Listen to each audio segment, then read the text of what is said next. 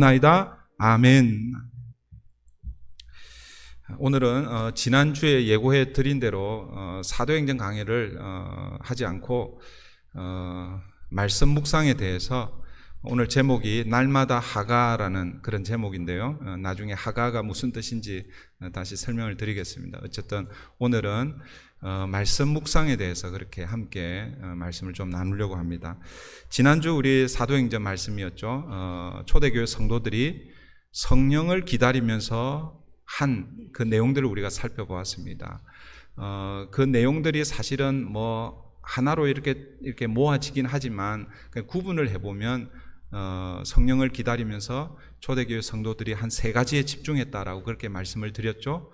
그 세 가지 무엇에 집중했는지 혹시 기억나십니까? 첫 번째, 주님의 말씀에 따라 순종하면서 예루살렘을 떠나지 않고 예루살렘에 머물러 있었다 그랬죠. 그래서 초대교회 성도들은 말씀에 집중했다라고 그렇게 말씀을 드렸고, 그리고 그 마가요한 다락방에 모여 있었을 때 그냥 마냥 기다린 것이 아니라 무엇 하면서 기다렸다고 그랬습니까? 기도하면서 기다렸다. 그래서 기도에 집중했다. 그리고 기도하는 중에 어쩌면 성령께서 베드로에게 감동을 주셔서, 원래 예수님께서 12명의 사도, 제자로 부르셨는데 그 중에 한 제자가 떨어져 나갔습니다. 그런데 시편의 말씀이 생각이 났어요. 그 한 사람을 대신할 자를 세우라라는 그 주님의 음성을 듣고 누구를 세웠어요? 가룟 유다를 대신할 한 사람을 세웠습니다.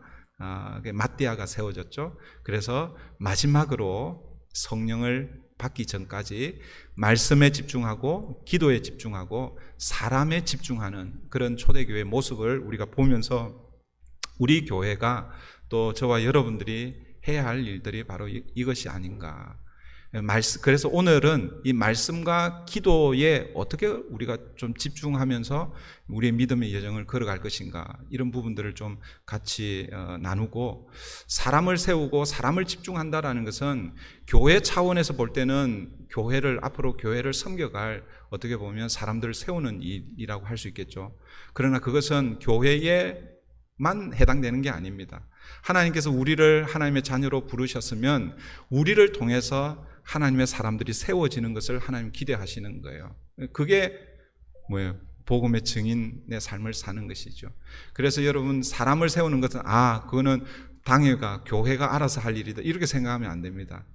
그러니까 말씀과 기도는 내가 열심히 해야 되고, 사람을 세우는 그 일은 그거는 교회에서 알아서 할 일이고, 이렇게 생각하면 안 된다라는 것입니다. 여러분들을 통해서 하나님의 사람들이 세워지고 있는가? 만약에 예를 들어서 전혀 모르는 사람들을 세우기가 힘들면 여러분의 자녀라도 세워야 되는 거예요. 여러분의 자녀라도 믿음의 사람으로 세우도록 여러분들이 해야 되는 것이죠. 그게 결국은 뭐예요? 교회에 맡겨주신 사명이죠. 복음을 전하고 생명을 살려내는 일. 그 세 가지 일을 우리 교회가 잘 집중해서 하면 좋겠고, 오늘은 그 첫 번째, 두 번째, 말씀과 기도에 대해서 우리가 함께 살펴보려고 하는데, 이 말씀과 기도에 집중한다라고 할 때 이 한꺼번에 좀 다 할 수 있는 방법 없을까, 이런 생각을 하는 중에, 여러분, 우리 한국 교회는 다른 세계의 그 교회와는 독특하게 다른 어떤 그 교회 스트럭처, 구조를 하나 가지고 있는데, 그게 사실은 새벽 기도입니다. 다른 어떤 세계 가봐도 새벽 기도를 하는 교회가 사실은 없어요. 근데 요즘은 선교사님, 특별히 우리 한국 그 교회가 파송한 한국 선교사님들에 의해서 현지 교회가 새벽 기도를 하는 그런 교회들이 있다는 얘기는 제가 들었지만, 그러나 여러분, 전반적으로 이렇게 볼 때에 우리 한국 교회처럼 새벽 기도를 하는 교회는 사실은 찾아보기가 힘듭니다. 그런데 여러분, 한국 교회가 이 새벽 기도를 잘 보시면 어떻게 보면 말씀과 기도에 집중하고 있다라는 것을 제가 이렇게 우리 한국 교회는 초대 교회에 이 말씀에 집중하고 기도에 집중한 그것을 새벽 기도, 그것을 통해서 녹여내고 있구나, 이런 생각을 하게 되었습니다. 하루의 시작을 말씀으로 시작하고, 그리고 그 말씀을 붙들고 기도함으로 하루를 시작하는 것이 어떻게 보면 현실적으로 말씀에 집중하고 기도에 집중하는 가장 좋은 길이 아닌가 그런 생각을 해봅니다. 여러분, 우리 교회도 지금 현재 새벽 예배를 드리고 있죠. 이 얘기는 이제 그냥 흘러 들으시면 좋겠어요. 제가 우리 교회 담임으로 오기 전에 같이 사역했던 우리 부교육자 3명이 이제 다 담임으로 이렇게 다 나갔어요. 한 분은 시애틀로 가셨고, 한 분은 캐나다 캘거리로 가셨고, 저는 같은 지역에 우리 브릿지 교회로 이렇게 왔는데, 두 분 목사님 교회는 새벽 예배가 있을까요? 없을까요? 네, 새벽 예배가 있긴 합니다. 있긴 한데 그 두 교회는 토요일만 있어요. 토요일만. 그래서 제가 그 소리를 듣고 야, 참 좋겠다. 인간적인 마음으로 그런 생각을 한 적이 있습니다. 그 이민교회에서 새벽 예배가 있는 교회도 있고 또 형편에 따라 없는 교회들도 있기도 하고 그렇습니다. 그리고 이제 한 교회는 그 목사님이 늘 새벽 기도를 하다가 새벽 기도가 없으니까 너무 허전해가지고, 그리고 또 팬데믹 기간에 이제 그 청빙을 받아가서 어떻게 또 할 수도 없고, 그래서 온라인으로 이제 우리 교회처럼 그렇게 그 목사님은 이 영상 편집하고 이런 것들을 아주 잘해요. 그래서 그걸 미리 녹화해서 편집해서 그리고 이제 새벽에 그걸 링크로 이렇게 보내서 그렇게 해서 새벽 예배를, 그러니까 현장 대면으로 새벽 예배는 하지는 않지만 온라인으로 한다는 그 얘기를 제가 들었습니다. 어쨌든 우리 교회는 한국 교회의 좋은 전통을 이어받아서 지금 현재도 새벽 예배를 드리고 있습니다. 그런데 지난 2년부터, 그러니까 팬데믹이 시작하고 한 6개월 이후에 이 새벽 그 예배 형식을 조금 바꾸었습니다. 어떻게 바꾸었냐면 대부분 새벽 예배는 설교 형식이죠. 그 목사님이 일정한 본문을 가지고 설교를 하고 그 설교를 듣고 또 성도들이 시간 상황에 따라서 기도하고 그렇게 이제 새벽 예배를 그렇게 하고 있는데, 우리 교회는 이 설교 형식에서 이제는 묵상 형식으로 그렇게 바꾸었습니다. 여러 번 제가 설명을 드렸죠. 2020년 우리 팬데믹이 터지면서 한 달 동안 야, 기회다. 어차피 못 모이니까 새벽 예배도 좀 쉬고 금요 예배도 쉬고 그렇게 해서 한 달을 쉬었습니다. 제가 그때 한 달을 쉬었던 것은 한 달쯤 되면 수그러들 거고, 이런 기회에 좀 나도 좀 새벽 예배 쉬어보자 그런 마음으로 했는데, 그런데 생각보다 이 코로나가 끝날 기미가 보이지 않고 지금 2년 반 계속해서 진행되고 있고, 이렇게 해서는 안 되겠다. 나도 죽고 우리 교회 성도들도 죽고 영적으로 다 침체 늪에 빠지겠다. 그래서 한 달을 거의 쉬고 다시 새벽 예배로 모이기로 했는데, 그런데 현장에서 모일 수가 없어서 그때 저희들이 성경 통독을 했습니다. 90일을 작정하고 성경 통독을 그렇게 시작해서 아마 4월 중순인가요? 하여튼 그때 시작해서 7월 중순에 성경 통독을 끝냈습니다. 끝내고 제가 한 주간 주중에 쉬고 그 다음 주부터 새벽 예배를 다시 시작하려고 할 때에 성경 전체, 그러니까 숲을 보았다면 이제는 세부적인 나무를 좀 보면 좋겠다, 그런 마음이 들었습니다. 그래서 어차피 새벽에 현장 예배에 나오지 못하기 때문에 그 설교 형식이 아니라 묵상 형식으로, 적어도 새벽 예배에 참여하시는 성도님들의 수준은 개인적으로 이제는, 그러니까 무슨 얘기냐면 기존의 설교 형식은 어쨌든 설교하는 목회자에 의해서, 물론 목회자에 따라서 조금 다를 수는 있지만 그 말씀을 객관적으로 그리고 신학적으로 그렇게 전달하려고 애를 씁니다. 그리고 그 말씀을 붙들고 우리 성도님들이 기도를 하죠. 그런데 묵상 형식은 목사의 설교라기보다는 성도 개인이 말씀을 읽고 묵상하고, 그리고 그 말씀에서 개인적으로 주시는 말씀, 하나님의 마음을 붙들고 하루를 사는, 그래서 어떻게 보면 성경 문맥적인 그 전체적인 의미와는 조금 다르게 성경을 묵상할 수가 있습니다. 그럼 너무 이상한 길로 나가면 그건 문제이지만, 성경 본문에서 조금 신학적으로 잘못 이해해도 여러분 개인적으로 여러분들이 묵상하고 그 말씀을 붙들고 사는 것은 저는 나쁘지 않다고 생각합니다. 그런데 만약 개인적으로 묵상한 그것을 그게 전부인 양 다른 사람들에게 공개적으로 그렇게 할 때는 조금 문제가 될 수 있겠죠. 그러나 개인적으로 볼 때는 전혀 괜찮다라고 그렇게 생각을 하고, 제가 새벽 예배에 참여하시는 분들은 이제는 그 목회자, 설교자에 의해서 늘 수동적으로 말씀을 받기만 해서는 되겠는가? 새벽 예배에 참여하시는 분들은 적어도 스스로 말씀을 읽고 또 그 말씀이 어떤 의미인지 깨닫고 그 말씀을 붙들고 그렇게 좀 살 수 있도록 그렇게 좀 해야 되지 않겠는가. 그래서 묵상 훈련을 통해서 그런 힘을 좀 길러드리자라는 그런 생각으로 우리가 2년 전부터 설교 형식의 새벽 예배를 말씀 묵상 형식의 새벽 예배로 그렇게 바꾸게 되었습니다. 그렇게 해서 이제 새벽 예배를 지금 하고 있는데, 지금 이제 2년이 지나고 나니까 그 초심에서 조금 이렇게 멀어진 것 같아요. 그래서 제가 이번 9월 달부터 다시 이렇게 좀 초심으로 돌아가야 되겠다라는 이런 마음을 좀 가지고 오늘 말씀 묵상에 대해서 제가 실제적인 부분들을 그렇게 좀 설명을 좀 하려고 그렇게 해요. 제가 지금 말씀드린 거는 여러분 스스로가 말씀을 좀 읽고 관찰하고 또 그 말씀을 좀 깊이 있게 묵상을 하고 나름대로 정리하고 이렇게 해야 되는데, 제가 너무 설명이 이렇게 길어지고 설명이 길어지다 보니까 그게 또 설교 형식으로 그렇게 되는 그런 게 지금 이제 한 2년쯤 지나니까 그렇게 돼서 제가 반성을 하고, 그래서 오늘 이 짧은 시간이지만 사실은 이 예를 들어서 묵상 훈련을 뭐 한 4주, 8주, 뭐 어떤 경우에는 6개월 뭐 이렇게 해야 사실은 몸에 익숙한데, 이 예배 시간에 설교 한 40분 혹은 45분 이 시간에 묵상 훈련을 다 할 수는 없습니다. 그러나 제가 지금까지 경험한 것 중에서 가장 이 기본적이면서도 쉬운 방법을 여러분들에게 좀 소개하려고 합니다.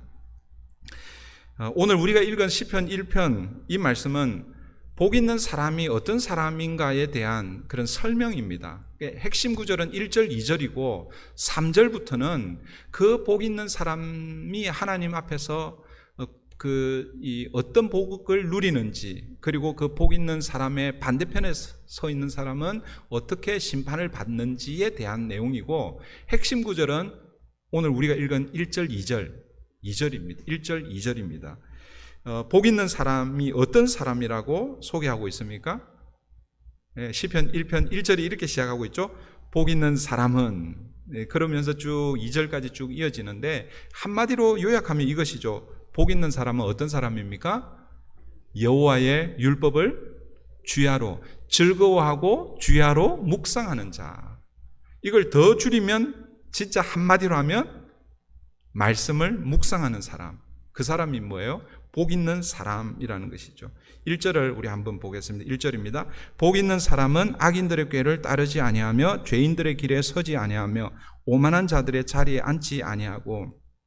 1절은 복 있는 사람이 어떤 사람인지 부정적인 의미로, 그리고 소극적인 의미로 복 있는 사람이 어떤 사람인지를 소개하고 있습니다. 그러니까 소극적으로 악인들의 꾀를 따르지 않고 죄인들의 길에 서지 않고 오만한 자들의 자리에 앉지 않는 것, 이것이 뭐예요? 복 있는 사람들이라는 것이죠. 그러나 이것은 아주 소극적이고 불완전한 것입니다. 이것만으로는 안 되는 거예요. 거기에 머물러 있으면 안 되는 거예요. 예를 들어서 나는 여기서 이제 제가 나중에 시편 1편을 다시 강의할 기회가 있겠지만, 오늘은 시편 1편 전체를 강의하는 것이 아니기 때문에 제가 설명을 좀 줄이겠습니다. 근데 여러분들이 오늘 본문에 소개되고 있는 이 악인들, 죄인들, 오만한 자들, 각각 다른 사람들로 이렇게 생각할 수는 있지만, 그러나 뭐예요? 같은 부류의 사람들을 다르게 표현하고 있습니다. 누구와 대조해서? 복 있는 사람과 대조해서. 그 복 있는 사람을 마지막에 어떻게 표현하고 있습니까? 의인들이라고 그렇게 표현하고 있습니다. 그러니까 이 하나님의 자녀들, 하나님 앞에서 복 받는 자들이 의인들인데 그 의인들과 대조적으로 그 사람들이 악인들이고 죄인들이고 오만한 자들입니다. 여러분들이 생각하는 악인들, 죄인들, 오만한 자들, 저 감옥에 가 있는 이런 나쁜 일을 한 이런 사람들이라고 이렇게 생각하면 안 됩니다. 이 사람들은 어떤 사람들이냐 하면 하나님을 떠나 있는 사람들입니다. 하나님의 말씀과 전혀 관계없이 사는 사람들을 의미합니다. 그래서 사실은 악인들, 죄인들, 오만한 자들은 하나님과 관계없이 사는 보통의 사람들을 가리키는 거예요. 그래서 복 있는 사람들은 어떤 사람이냐 하면 세상 사람들이 지혜 있다라고 생각하는, 이렇게 하면 돈을 버는 거야. 야, 너 그렇게 해서 언제 돈 벌고 부자가 되고 집 사고 그렇게 하겠느냐. 이렇게 꾀를 내야 돼. 이게 바로 악인들의 꾀이고 죄인들의 길이고 오만한 자들의 자리입니다. 그런데 나는 악인들처럼 죄인들처럼 오만한 자들처럼 그렇게 살지 않아. 그래서 나는 하나님 앞에서 복 있는 자야. 이제 시작점에 서 있다라고 보시면 됩니다. 그러면 복 있는 사람이 어떤 사람입니까? 진짜 복 있는 사람이 어떤 사람입니까? 2절이죠. 2절. 2절 뭐라고 말씀하고 있습니까? 다 같이 한번 읽어볼게요. 시작. 오직 여호와의 율법을 즐거워하며 그의 율법을 주야로 묵상하는도다. 여러분 어떤 사람이 복 있는 사람입니까? 여호와의 율법. 율법 그러면 너무 딱딱하잖아요. 그죠? 말씀으로 이렇게 우리가 좀 이해하십시다. 하나님의 말씀을 늘 즐거워하는 거예요. 네. 여러분 어떻습니까? 여러분 설교 시간이 기대됩니까? 또 설교 시간이 찾아왔구나. 성경 공부하자고 광고가 나가면 성경 공부에 대한 그런 기대감을 가지고 기다리면서 그렇게 그런 마음 혹시 가지고 계십니까? 그런데 여러분 기억하십시오. 여호와의 말씀, 여호와의 율법을 즐거워하는 자가 복 있는 자다. 그런데 즐거워하는데 그것을 구체적으로 어떻게 하는 사람입니까? 그의 율법을 주야. 낮이나 밤이나, 그러니까 밤에, 낮에 시간이 되는 사람은 낮에, 밤에 시간이 되는 분들은 밤에 주야로 여호와의 말씀을 묵상하는 그 사람이 뭐예요? 복 있는 사람이라고 그렇게 말씀하고 있습니다. 여기에서 뭐예요? 묵상이라는 단어가 소개가 되고 있습니다. 이 묵상이라는 이 단어가 히브리어 원어로 어떤 단어겠어요? 네. 하가라는 단어입니다. 하가. 그래서 우리는 새벽 묵상 우리 카톡에 이 새벽에 링크를 받아서 새벽 예배를 같이 이렇게 조인해서 하시는 분들 그 카톡방이 있습니다. 그 카톡방 이름이 날마다 하가입니다. 여기 조인돼 계신 분들도 계시고 또 뭐 그런 방이 있어서 이렇게 생각하시는 분들 혹시 계실지 모르겠는데 오늘 말씀을 듣고 나도 그 방에 좀 조인하고 싶다. 거기는 뭐 다른 거 없어요. 그냥 새벽마다 여러분 그 새벽 예배 링크 보내드리고 원래는 이제 개인적으로 말씀을 묵상하고 오늘 본문을 통해서 하나님 어떤 분이신지 개인적으로 묵상한 내용들을 좀 소개하고 이렇게 올리는 건데 처음에는 좀 열심히 하다가 요즘은 잘 그렇게 되지는 않은데 어쨌든 그래서 우리 카톡방 이름이 날마다 하가입니다. 날마다 주님과 날마다 말씀과 날마다 말씀을 묵상하면서 하루를 시작하자 이런 의미로 날마다 하가라는 그 방을 지금 운영하고 있습니다. 여러분 묵상이라고 번역되고 있는 이 하가에는 여러 가지 뜻이 있습니다. 그 말은 뭐냐면 이 하가라는 이 단어가 성경에 여러 용례로 사용되고 있다는 거예요. 그러니까 오늘 우리가 묵상이라고 할 때 그때 하가라는 이런 단어도 쓰이지만 그러나 다르게 표현할 때도 다른 어떤 의미를 가지고 있을 때도 하가라는 이 단어를 쓰고 있다는 거예요. 이 하가라는 이 말이 그냥 말씀을 묵상한다 여기에만 해당되는 게 아니에요. 그러니까 다른 이 표현으로 이렇게 되는데 그런 표현들을 좀 이렇게 모아서 한 3가지 정도로 이 하가의 의미를 우리가 좀 생각을 해보고 이것을 묵상과 관련해서 그러니까 오늘 우리로 얘기하면 큐티죠. 큐티와 관련해서 이 3가지 의미를 묵상의 그 깊이를 이렇게 1단계, 2단계, 3단계 뭐 깊이라기보다는 묵상 전체를 틀을 한번 그렇게 한번 잡아보려고 그래요. 그래서 묵상과 관련해서 이 하가를 세 가지로 정리하면, 첫 번째는 이 하가의 뜻이 뭐냐면 작은 소리로 읊조리다라는 그런 뜻이 있습니다. 그러니까 뭐예요? 중얼중얼 거리는 거예요. 말씀을 중얼중얼 거리면서 읽는 거예요.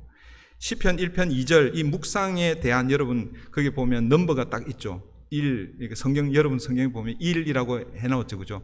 그런 거는 밑에 성경을 읽어가시다가 이 넘버가 딱 나오면 그 밑에 해석을 이렇게 해놓은 게 있어요. 그 밑에 한번 보세요. 뭐라고 써놨어요? 작은 소리로 읊조리다, 이렇게 써놨죠, 그죠? 그러니까 복 있는 사람은 여호와의 율법을 즐거워하여 그 율법을 주야로 작은 소리로 읊조리는 사람, 이 사람이 뭐예요? 주님 앞에서 복 있는 사람이라는 것이죠. 우리는 묵상이라고 하면 어떤 의미가 먼저 떠오릅니까? 묵상 그러면 국어사전을 딱 찾아보니까 이렇게 써져 있어요. 눈을 감고 말없이 마음속으로 생각함, 이게 묵상인 거예요. 여러분 뭐 다른 종교에서도 이런 묵상이 있습니다, 그죠? 그 벽 탁 앞에서 그렇게 하잖아요, 그죠? 우리는 묵상 그러면 우리 이 동양적인 어떤 그런 이 문화에 익숙한 우리에게는 묵상 그러면 눈을 감고 조용한 어떤 그래서 이 장로교는 예배도 그냥 조용하게 이렇게 들으는 게, 이게 이것만 옳은 걸로 이렇게 생각하면 안 됩니다. 여러분, 예배는요 다양하게 여러분 드릴 수가 있습니다. 어떤 경우에는 조용하게 들을 수도 있지만 어떤 경우에는 뭐예요? 요란하게 들을 수도 있습니다. 그거는 틀린 게 아니라 다른 거예요. 다른 거. 다른 거하고 틀린 거하고는 완전히 틀린 거예요, 그죠? 예. 틀린 거는 wrong이잖아요, wrong, 그죠? 다른 거는 different이에요. 그러니까 하나님은요, 우리의 예배를 받을 때에 장로교 형식의 예배를 받으실 뿐만 아니라 펜티코스털, 이 순복음 계통의 그 죄송합니다 이렇게 표현해서, 그러니까 좀 뭐랄까 더 액티브한 그런 예배도 하나님 받으시고, 또 이 뭐 중간 이렇게 또 이렇게 뭐랄까 이렇게 또 컴바인 돼 가지고 뭐 그런 예배도 받으시고, 다양하게 뭐예요? 하나님은 예배를 받으십니다. 일단 첫 번째 묵상의 의미는 우리가 생각하는 그런 의미의 묵상이 아니다. 성경에서 얘기하는 이 묵상은 1차적으로는 작은 소리를 내어서 성경을 읽는 것, 읊조리는 것, 이것이 뭐예요? 묵상인 거예요. 그래서 여호수아 1장 8절에 보시면 이제 모세가 죽고 그 모세가 했던 그 일을 여호수아가 감당하기가 너무너무 힘든 거예요. 그런데 그 두려워 떨고 있는 그 여호수아에게 하나님이 나타나셔서 두려워하지 말라 그렇게 말씀하시고 나서 뭘 말씀하시냐면 이 말씀을 주시죠. 이 율법책을 내 입에서 떠나지 말게 하며 주야로 그것을 묵상하여. 여기서도 묵상도 뭐예요? 하가입니다. 하가. 근데 여기 잘 보세요. 이 율법책, 즉 하나님의 말씀이죠. 어디에서 떠나지 말라고 하고 있습니까? 내 입에서 떠나지 말게 하라는 거예요. 입에서 떠나지 말게 한다는 게 뭐겠습니까? 입에서 안 떠난다는 게 입으로 뭐예요? 계속해서 중얼중얼 하라라는 거예요.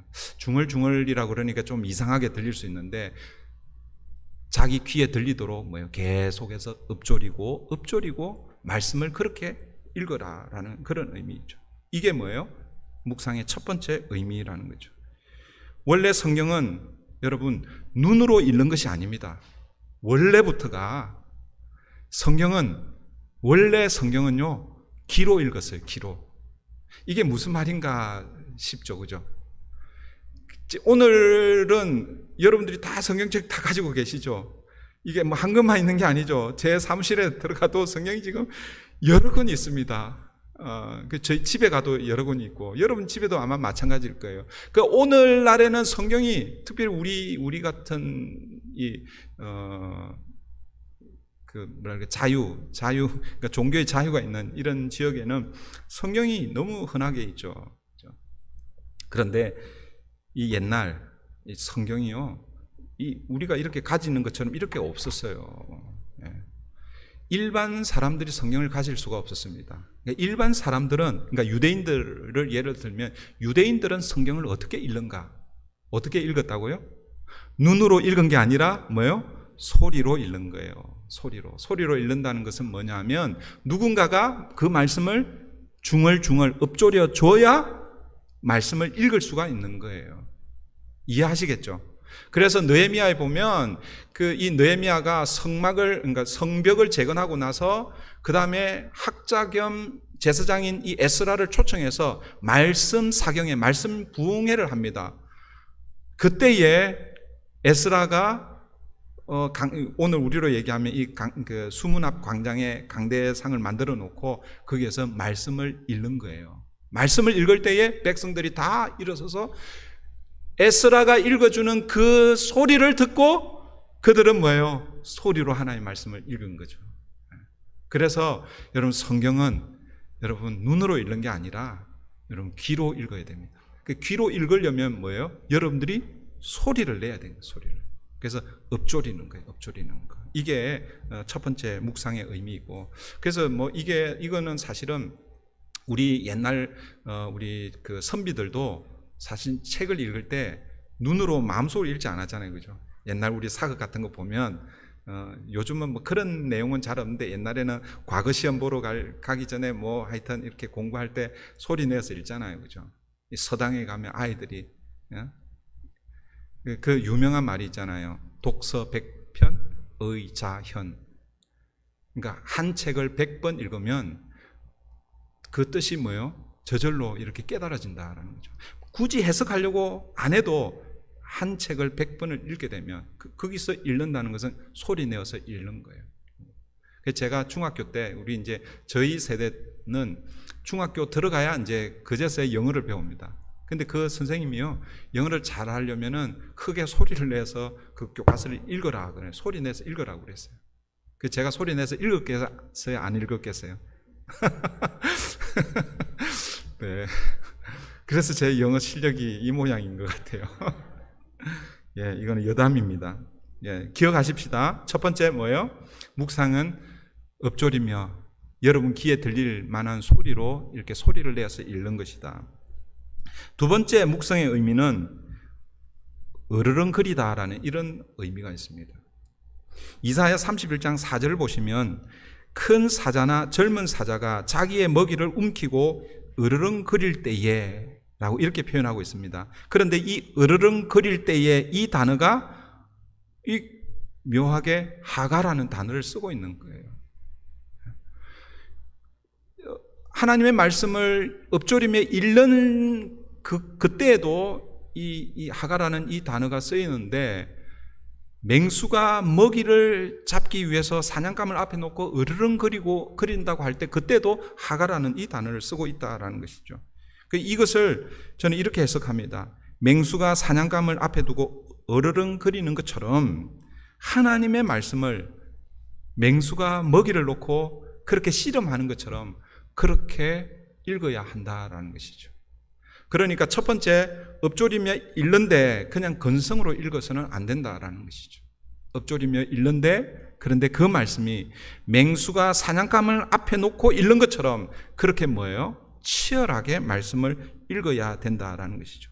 맹수가 여러분 사냥감을 놓치게 되면 어떻게 됩니까? 또 다른 사냥감을 찾아가면 되겠죠.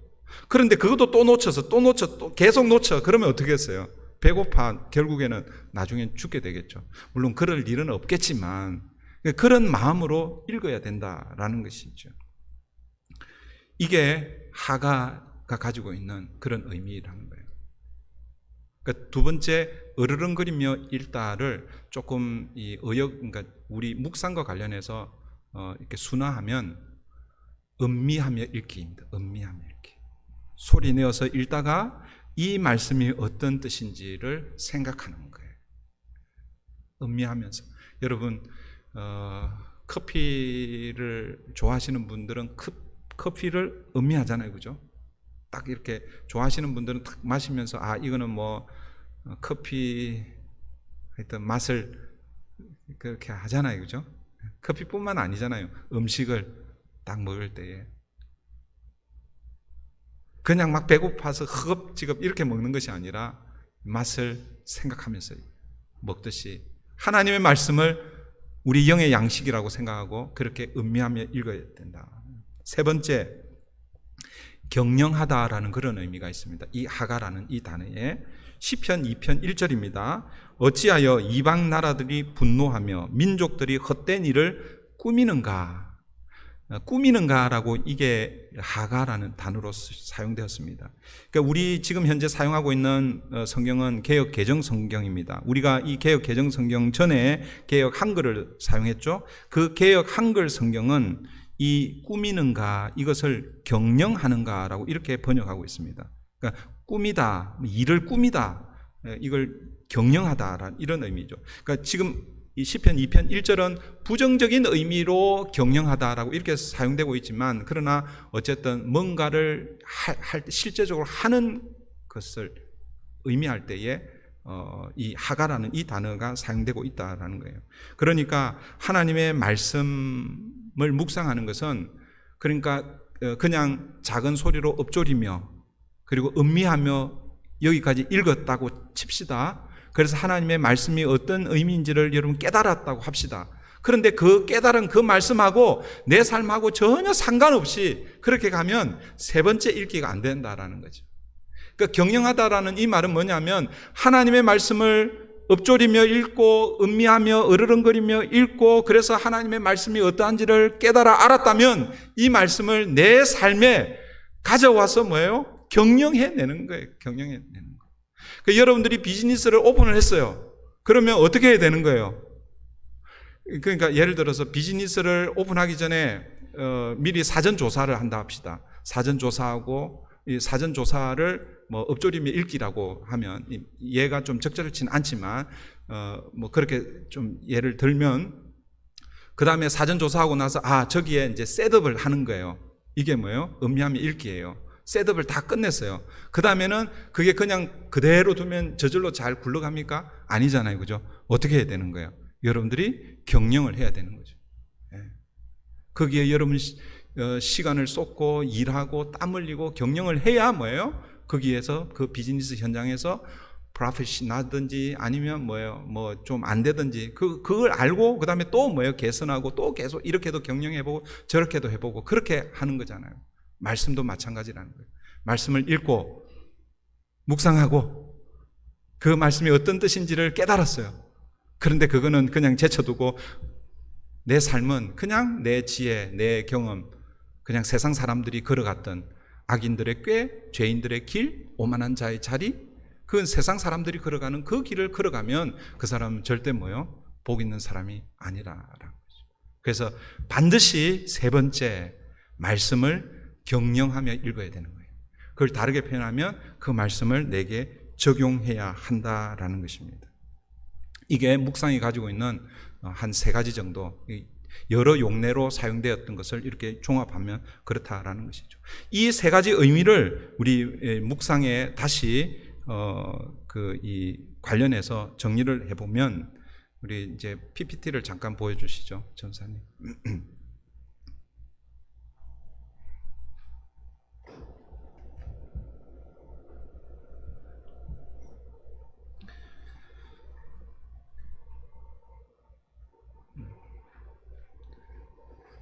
자, 묵상, 그 다음에 기도 이렇게 좀 해주십시오. 지금 우리가 묵상에 대해서 지금 배우고 있잖아요. 그죠? 그러니까 묵상하기 전에 기도로 시작을 하고, 그 다음에 묵상을 하고 난 이후에 또 기도로 이제 묵상을 마치면 됩니다. 그래서 묵상 전에 기도는 어떤 기도를 해야 되는가 한번 보세요. 맑게 성구. 여러분 한번 유추해 보세요. 무슨 기도인 것 같아요? 묵상이라는 것은 결국 뭐예요? 하나님의 마음을 깨닫는 거거든요. 그래서 말씀을 통해서 혹은 말씀을 깨닫도록 성령님께 간구하는 거예요. 묵상 전에 기도로 시작을 하는데 제가 시작할 때도 말씀을 드렸죠. 오늘 우리에게 주어져 있는 이 성경은 하나님의 영감으로 우리에게 주어져 있는 거예요. 이 하나님의 영감이라는 것은 성령의 계시로 주어진 거예요. 성령의 계시로 주어졌기 때문에 이것은 성령의 조명이 아니면 하나님의 말씀을 우리가 깨달을 수 없습니다. 그래서 여러분 개인적으로 성경을 읽거나 개인적으로 성경을 공부하거나 혹은 설교를 들을 때에도 성령님께서 역사하지 않으면 안 되는 거예요. 그래서 묵상도 마찬가지입니다. 여러분 묵상을 하기 전에 먼저 기도하잖아요. 그죠? 기도할 때에 어떤 기도를 드려야 되는가? 하나님 오늘도 내게 이 본문을 주셔서 감사합니다. 이 본문을 읽고 묵상하는 가운데 성령의 조명으로 이 말씀이 어떤 말씀인지 깨닫는 은혜가 있게 해 주십시오. 그렇게 기도하는 거예요. 그 다음에 이제 묵상이 끝났어요. 그 다음에 이제 마지막 또 기도를 하는데 그때는 어떤 기도를 드리는가? 네, 또 눌러주세요. 말붓성구. 여러분들 유추해 보세요. 무슨 기도일 것 같아요? 예, 묵상을 통해서 말씀을 깨달았잖아요. 그죠? 그러면은 아까 말씀드렸잖아요. 깨달은 그 말씀하고 내 삶하고 전혀 분리돼서 그렇게 살면 안 되고 말씀을 어떻게 해요? 깨달은 말씀을 붙들고 살 수 있도록 성령님 힘 주십시오. 그렇게 기도하는 거예요.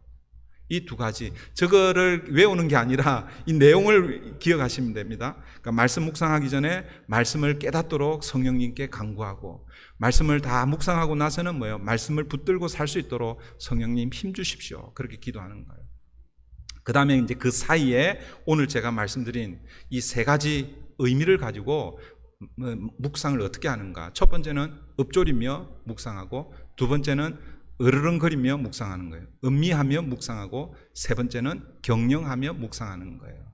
읊조리며 묵상하는 거는 뭐예요? 소리 내어서 읽는다고 그랬잖아요. 첫 번째는 읽기입니다. 읽기. 잘 읽어야 돼요. 이것을 우리는 관찰이라고 그렇게 이야기합니다. 근데 관찰 그러면은 너무 공부 같잖아요. 그죠? 성경을 막 세세하게 관찰하려면 힘들잖아요. 그죠? 그러니까 그냥 읊조리며 소리 내어서 읽는 거예요. 그래서 주어져 있는 본문을 적어도 한 3번 정도 읽어야 돼요. 3번 정도.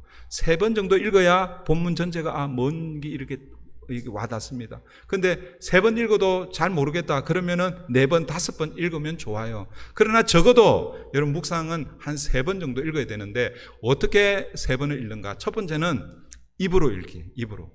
입으로 소리 내어서 읽는 거죠. 그래서 우리 새벽에 할 때마다 입으로 다 같이 성경을 읽잖아요. 두 번째는 어떻게 읽냐면 손으로 읽는 거예요. 손으로 어떻게 읽어요?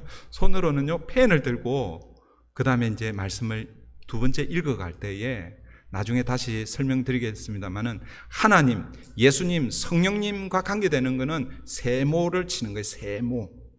세모의 의미는 삼위일체 하나님이에요. 삼위일체 하나님. 그래서 손으로 읽어갈 때, 펜으로 읽어갈 때 쭉 첫 번째 입으로 읊조리며 읽고 나서 두 번째 손으로 읽을 때는 하나님 나오면은 세모를 치는 거예요. 그리고 하나님만 나오는 게 아니라 거기에 본문에 등장 인물도 나오잖아요. 그죠? 예를 들어서 우리 지금 에베소서를 하고 있는데 우리는, 너희는 이렇게 나옵니다. 그러면 우리는, 너희는 거기는 네모하는 거예요. 어떤 경우에는 사람 이름이 등장할 때도 있습니다. 그럴 때 네모하는 거예요. 사람은 네모, 세모, 네모 하면서 읽는 거예요. 그 다음에 세 번째 읽기는 어떻게 하냐면은 마음으로 읽게요. 마음으로. 그제서야 이제 한번 마음으로 이제 쭉 읽는 거예요. 마음으로 읽을 때에, 세 번째 읽을 때에 여러분 마음에 확 와닿는 어떤 단어가 있을 수 있고 내용이 있을 수 있습니다. 단어에는 동그라미를 치시고 내용은 밑줄을 치시는 거예요. 하이라이트 하는 거예요. 이렇게 첫 번째 읊조리며 읽는 거예요. 그 다음에 두 번째 으르렁거리며 읽는 거는 뭔가, 음미하며 읽는 거는 뭐냐. 지금 이제 첫 번째 이 읽기를 통해서 관찰을 했잖아요. 그 관찰한 것을 이제는 여러분들이 이제 정리하는 거예요. 묵상하는 거예요. 음미하는 거예요. 그 음미할 때에 무엇에 포커스를 맞추고 음미하느냐 하면 우리가 사용하고 있는 이 매일 성경은 두 가지 질문을 우리에게 늘 던져주고 있습니다. 첫 번째, 오늘 본문에 하나님은 어떤 분이십니까? 이 질문을 던져주고 있고, 두 번째, 내게 주시는 교훈은 무엇인가? 이 두 질문을 던져주고 있는데, 저는 그것보다도 여러분 우리 기독교 강요를 쓴 존 칼빈 여러분 아시죠? 이 사람이 그 기독교 강요는 여러분들 아마 이름은 들어보셨겠지만 읽어보신 분들은 거의 없을 것입니다. 평신도들이 읽은 분들은 제가 못 봤어요. 거의 없는데, 그런데 이 기독교 강요가 이게 초판이 있고 그 다음에 둘째, 셋째, 넷째 최종판이 있습니다. 초판이 1536년에 초판이 처음 써졌어요. 존 칼빈이요 20대 27인가 그때 썼고, 그 둘째 판, 셋째 판, 넷째 판, 최종판이 1559년에 이제 최종판. 지금 오늘 우리가 보고 있는 이제 네 권, 세 권으로 뭐 상중하 세 권으로 이렇게 번역이 되어 있어요. 원래는 한 권이에요, 한 권인데 내용이 너무 많으니까 세 권으로 이렇게 해놓고, 그 다음에 네 번째는 아마 이게 인덱스 같은 거 해서 전체 네 권으로 이렇게 되어 있는데, 어쨌든 이 기독교 강요의 핵심은 뭐냐면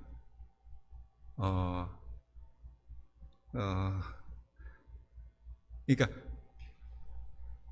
우리 인간에게 있어서 가장 복된 것이 무엇인가라는 거예요.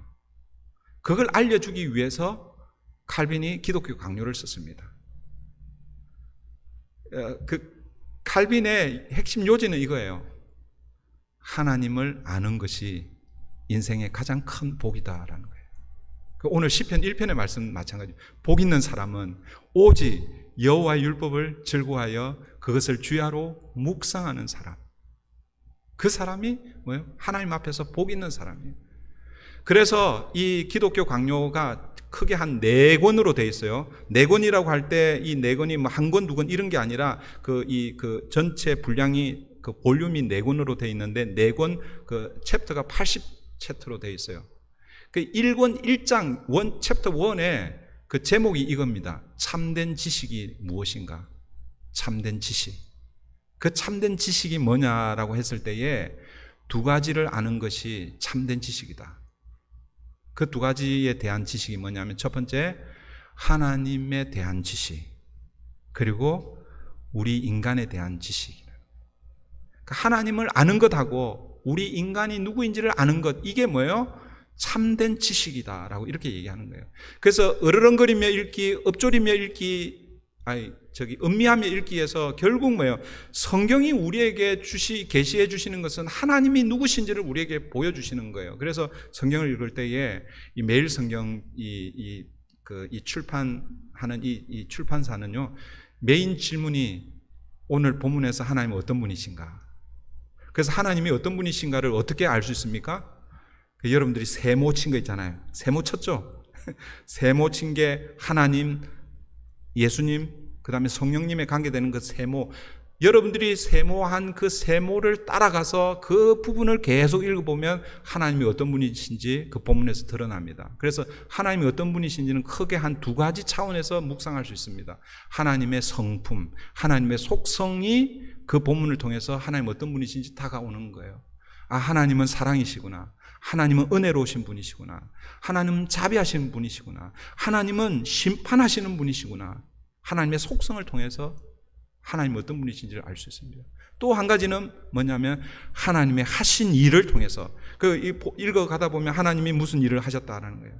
그 하나님의 하신 일을 통해서 하나님이 어떤 분이신지를 깨닫게 되는 것이죠. 그렇게 해서 뭐예요? 첫 번째 읊조리며 읽기, 두 번째 손으로 읽기에서 여러분들이 세모 쳤던 그것을 중심으로 해서 하나님을 정리하는 거예요. 하나님은 어떤 분? 하나님은 오늘 본문에서 어떤 하나님, 몇 절 정리하는 거예요. 두 번째, 인간은 누구인가? 그걸 다르게, 여러분 이 묵상이니까 나는 누구인가? 그 사람 네모 친 거 있잖아요, 그죠? 그 네모를 따라가면 그때는 뭐 그 등장 인물 중에서 다윗도 나올 수 있고 사무엘도 나올 수 있고 바울도 나올 수 있고 착한 우리가 좋아하는 이런 인물도 나올 수 있지만, 또 어떤 경우에는 사울, 다윗 말고 사울, 뭐 그 아합 왕, 이렇게 나쁜 사람의 그 등장 인물도 나올 수 있잖아요, 그죠? 그래서 그 사람을 통해서 우리 인간의 모습을 보는 거예요. 내가 어떤지를 보는 거예요. 그러니까 결국 성경은요, 하나님이 어떤 분이신지, 그리고 우리 인간이 어떤 존재인지를 깨닫고 그 하나님과 내가 딱 만나는 그 순간, 그때 시편의 기자처럼 여호와를 맛보아 알지어다. 여러분들이 뭐 유레카 말씀을 묵상하면서 감동하는 그런 순간이, 하나님과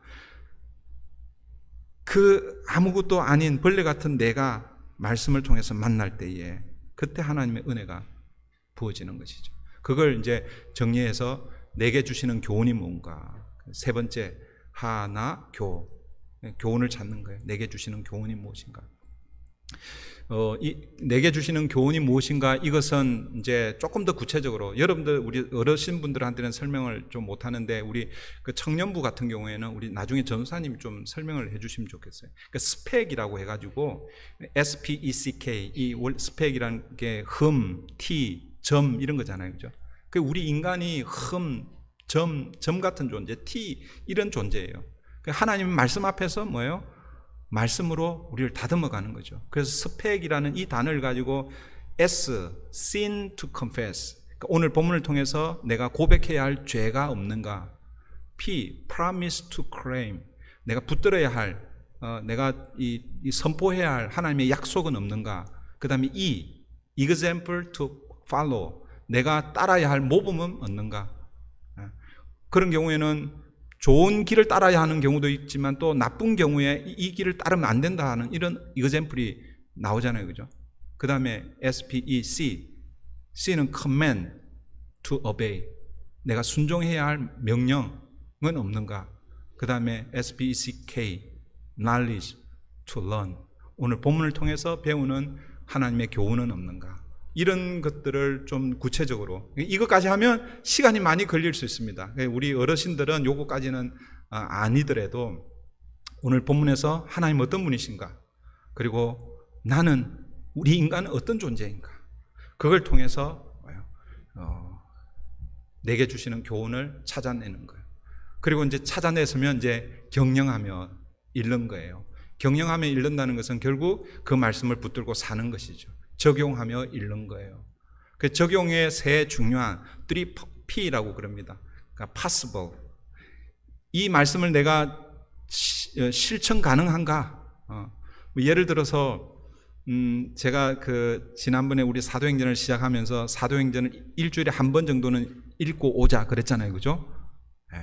일주일에 한 번 읽는 거는 가능한데 하루에 한 번 읽는 것도 가능하죠, 그죠? 가능한데 하루에 내가 한 번씩 읽겠다 그러면은 그게 좀 이게 실천하기가 좀 어렵잖아요, 그죠? 그 말씀을 그렇게 적용하면 안 되는 거야. possible, 가능하게끔 적용을 해야 되는 거예요. 예를 들면 오늘 말씀을 묵상하면서 하루를 시작하겠다 그러면은 여러분 일주일에 내가 지금 평소에는 말씀 묵상을 전혀 안 했으니까 일주일에 내가 2번은 하겠다. 가능할 정도로. 나는 매일 하겠다 이러면은요 힘들어요. 일주일에 내가 2번은 하겠다, 이렇게 하는 거예요. 그 다음에 practical한가, 이게 구체적인가. 그 다음에 세 번째는 personal, 개인적으로 적용해야 되는 거예요. 이게 말씀을 볼 때에 이거는 누구를 위해서 주는 말씀이구나, 이렇게 생각하면 안 됩니다. 말씀은 항상 뭐예요? 내게 포커스를 맞춰야 돼요. 내게 주시는 말씀으로 그렇게 여러분 적용을 해야 됩니다. 그렇게 해서 말씀을 묵상하는 거예요. 어렵습니까? 네, 뒤에 한번 보여주세요. 안 보이죠, 잘? 안 보이는데, 이거는 어제 본문을 제가 우리 새벽 예배 인도하기 전에 저는 이제 하루 전날 이렇게 묵상을 합니다. 그래서 잘 보시면 세모가 있고 네모가 있고 동그라미가 있고 뭐 밑줄이 있고 뭐 이렇습니다. 그 세모를 통해서 하나님 어떤 분이신가, 그걸 세모를 따라가서 하나님 어떤 분이신가를 이렇게 정리하고, 그 다음에 네모를 통해서 위로 올려보세요. 네, 위로 올려보세요. 아니 밑으로, 네, 더 밑으로. 거기 보면 하나님은 어떤 분이십니까, 그렇게 해가지고 하나님에 대해서 정리하고, 더 밑에 내게 주시는 교훈, 그렇게 저도 개인적으로 그렇게 하고, 그 다음에 새벽 예배 때 같이 이제 쉐어링을 해야 되는데 쉐어링이 아니라 이제 설명하면서 그렇게 합니다. 내일 여러분들 개인적으로 월요일 본문을 가지고 한번 해보시고, 그 다음에 화요일부터 또 저하고 같이 그렇게 하루의 시작을 말씀과 그리고 기도로 그렇게 하루를 시작하는 그런 은혜가 있기를 원합니다. 그래서 우리의 믿음의 여정 가운데 말씀에 집중하고 기도에 집중하고. 제가 이 큐티를 제가 중학교 2학년 때 처음 배웠어요. 그때는 이렇게 배우지는 않았습니다. 이렇게 배우지는 않았고, 제가 이렇게 한 거는 제가 한국에서 청년들 지도할 때에 그때 심플하게, 너무 어려워하니까, 근데 세모, 네모, 동그라미만 알면 되니까 한 3번 정도만 읽으면 되잖아요. 그죠? 그렇게 하고, 그 다음에 글을 읽을 수만 있으면 그 하나님 어떤 분이신지 다 뭐 자세하게 안 찾아도 돼요. 거기서 하나만 찾아도 돼요. 오늘 본문에서 하나님 어떤 분이신지 그 하나만 딱 찾아서 그 하나님 붙들고 기도하면서, 아침에 묵상했으면 점심때쯤 돼서 내 오늘 아침에 무슨 말씀 묵상했지 한번 리마인드 해보고, 저녁에 잠자리에 들기 전에 누워서 오늘 내게 주신 말씀이 뭔지 한번 이렇게 리마인드하고, 그렇게 해서 하루를 마무리하는 저와 여러분 되기를 바랍니다. 네, 우리 같이 기도하십시다. 기도의 제목은 날마다 하가로 말씀과 기도에 집중하며 하루를 시작하게 해주십시오. 쉽지는 않겠지만 처음 그러니까 글을 배우는 그런 상태에서 하나님의 말씀을 하나하나 그렇게 좀 가까이 하며 배워가는, 그래서 스스로 늘 목사의 설교에 의해서 말씀을 듣는 것이 아니라 내가 개인적으로 하나님이 어떤 분이신지 그 하나님을 묵상하고 그 하나님과 동행하고 그 하나님이 주시는 힘으로 우리 믿음의 여정을 걸어가게 해주시옵소서. 그런 마음으로 우리 함께 기도하겠습니다.